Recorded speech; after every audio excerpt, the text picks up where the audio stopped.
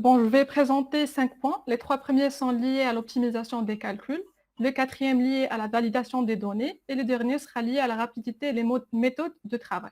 Donc, pour le premier point, c'est effectuer une recherche verticale sur 2 ou plusieurs tables.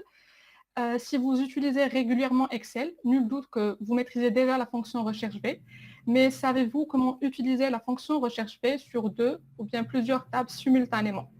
Sinon, c'est ce qu'on va voir dans ce point.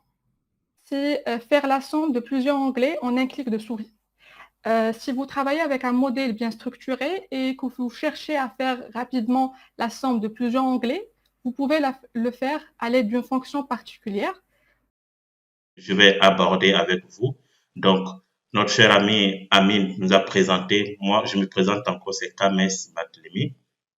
Je suis du cabinet Kames Consulting, un cabinet spécialisé dans la formation et le conseil. Donc aujourd'hui, nous sommes avec vous pour présenter des éléments clés pour la modélisation financière. Je vais aborder 5 points sur la modélisation financière. Moi, le premier point que je vais aborder, c'est convertir des données textuelles en tables.